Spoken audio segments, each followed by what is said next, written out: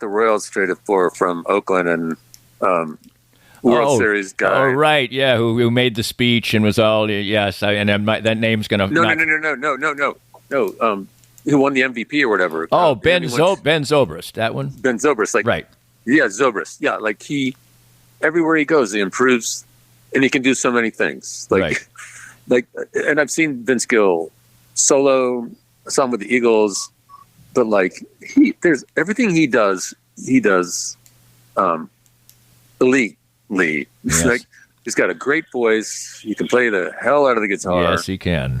He's super nice. I've met him. So, but it is he never really found his own individual niche. But man, he found enough places to to be respected and be loved. Because right. the show I saw him at the Midland, it was packed, and he was really entertaining. And I remember I was watching a guy, or I was with a guy who is a musician, and he's like, I don't know about this. And then he came away really impressed, not that kind of music I really love, but holy crap, that guy's really good. Yeah. So.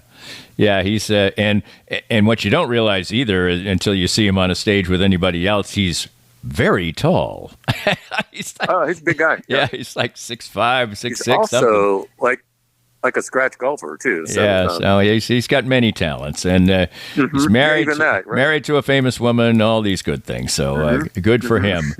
Well, somebody. That's why I hate him. He does everything well. The only thing he did, he got fat for a while. So then I think he's got over that a little bit, gotten back in shape a little bit.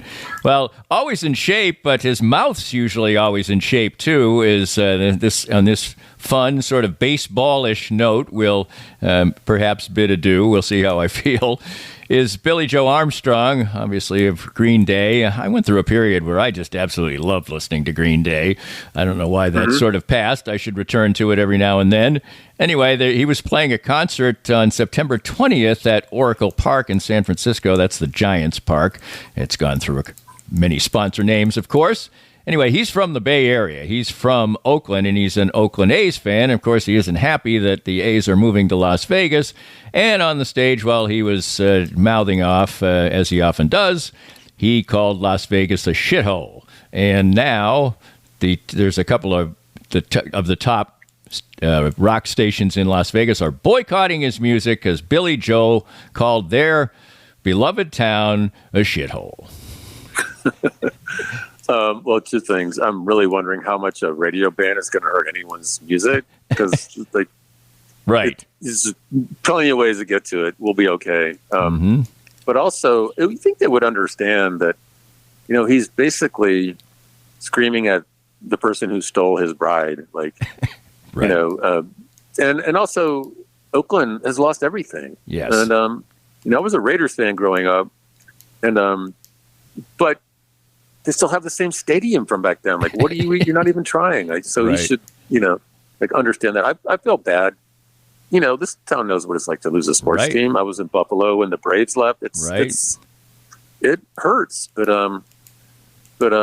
yeah, that's kind of. I think I'm not sure what the motives are for any of this, but you should be mad at the people in Oakland for not building a new stadium or something. Right. Or he can just, go to Las Vegas and not listen to the Green Day on the radio while he's there. But, right, exactly. But one thing I almost forgot, and I certainly would be remiss if I didn't, was actually because it seemed like a long time ago because I was on vacation, but since the last time we visited, Kris Kristofferson passed. He lived a long and enjoyable life. He had its ups and downs. He had some substance problems from time to time. He wrote about those. Became a very, very prolific and famous songwriter and an actor. Looked good all along the way and was living in Hawaii for the last few years of his life.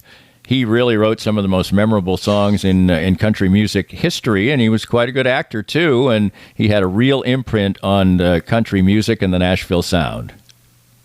Well, so I'll keep it short, but a couple of things. Yeah, there's a quote from Bob Dylan that said, there was Nashville before Kris and Nashville after, because he changed everything. And he did in his own subtle kind of behind the scenes, under the radar way, just about songwriting and inviting the hippies in and the poets. So he was that. speaking of Billy Joe Armstrong, there's a quote that I saw from him.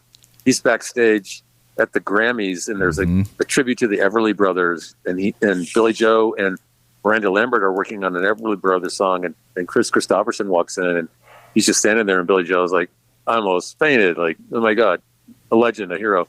So after the song's over, Kris Kristofferson goes, oh my God, the harmonies are just killing me, it's so great.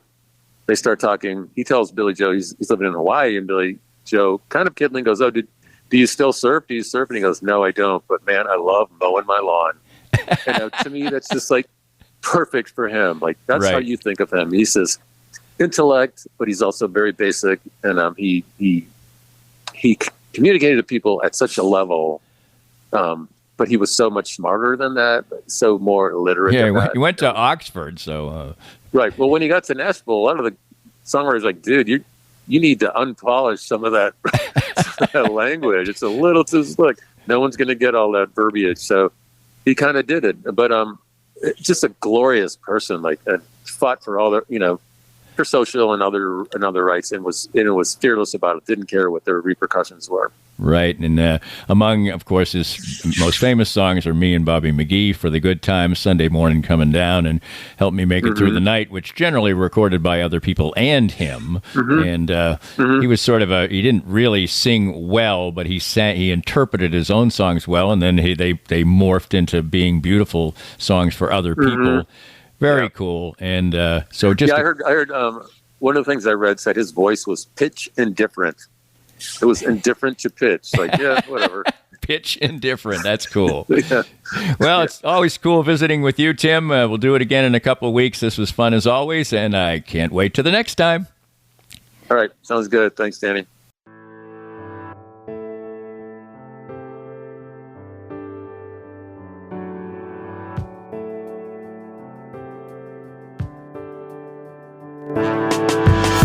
Hope you enjoyed the latest Danny Klingscale Reasonably Irreverent podcast. Come back soon for something fresh and new. This podcast was made possible by our great sponsors like the 23rd Street Brewery in Lawrence, great food, finely crafted beers, cocktails, and great sports viewing in a friendly and comfortable atmosphere. Join Matt Llewellyn and his great staff at 23rd and Castle in Lawrence.